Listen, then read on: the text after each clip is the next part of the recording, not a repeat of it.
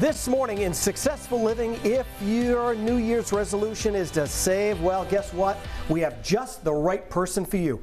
Robert Eclair joins us from Balanced Wealth Management with some great tips that you are going to want as the new year rolls around. And it's hard to believe that January 2024 will be here before we know it. Too soon. Too soon, right? Like Yeah. in the blink of an eye. So what types of opportunities kind of present themselves as the new year, believe it or not, does roll around? You know, I talk all about awareness, and I think it's a great time of the year where we make these New Year's resolutions. Let's make it for finances too. So as we kind of approach the beginning of the year, I think be aware. Have you maximized either an IRA contribution, which is now going to be $8,000, and $30,000 into a retirement plan at work? Right. So if you have some extra money, being able to kind of put that in would be a great thing. Other stuff, we always look at times of years, and for me, my times of year are New Year's and tax time. And those are some great times to say, can I save a little bit more? Has anything changed where I should update my beneficiaries? Should I be doing something else? Some people like getting their estate planning done, right? So we look at all these different times of year when things happen, but really you got to give yourself a deadline, or where's that motivation? Right. So for me, that motivation comes at the beginning of the year for our clients to say, hey, you want to get off on the right foot? Let's do this now. And I think that is a helpful time to prompt you to do that. So if you're listening to this, pick one thing. You don't have to do everything. Are my beneficiaries up to date?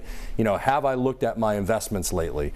Am I maxed out? And if I have enough money, can I put a little bit more in before the year ends? Right, because you will be happy when the time rolls around with your IRA, with your retirement, if you are able. And look, I know a lot of people may not be able to put that extra cash in, but just a little extra cash will maybe money you won't even really notice is gone, and you'll be happy in the end. Yeah, you should see some of the things we do, and we're all about this. We'll show you something small you do now, what it is 10, 15, and 20 years from now. People are like, it changes that much, and it does. And it really does. Okay, now the other thing that we want to tell people about, look, nobody wants to budget. I don't. Nobody really does. But with the new year rolling around, it's a good thing to do. Yeah. So this is probably a bad thing, but I'm terrible at it, right? And especially. Wait a second. This is the guy. No, investment's fine. You're planning, yes.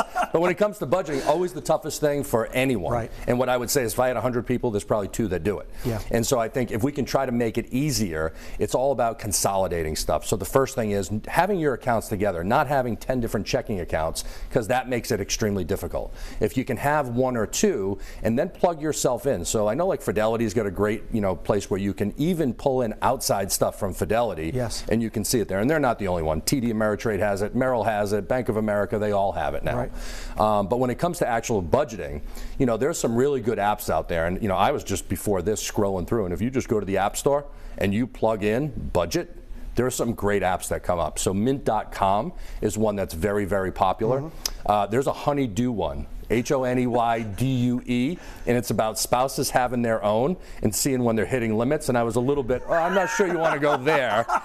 But so they've got anything and everything, right. And there are some really good ones out there. There's the envelope method, which is the old way of, hey, if I had $1,000, I got an envelope and I put $100 for electric, $100 for this, and they automate that. Right. And that's very helpful. That's what my folks would do all the time. They would take stuff, put it in envelopes, and that way they knew they had enough money when the time rolled around too. Yeah. Lots of great things to It's to awareness. Do. Yeah. Just going through it is going to be, to me, if I have a client comes in and I know they won't budget long term, I said, do it for 1 month, bring it back in, we'll give them a worksheet, and they'll be like, oh my goodness, I can't believe I was spending that money. And they find and uncover things that, I have a Hulu account, I have Paramount, I have this one, and you're able to do that. And one other one, Rocket Money, which is part of Rocket Mortgage. I actually use that one personally. It's a small fee, but I go into it every 3 months, and I'm like, oh my God, I never canceled that. I never canceled that. And in this day and age, it's much different than even 10 years ago that you forget about those things. So maybe that's another thing as the new year becomes,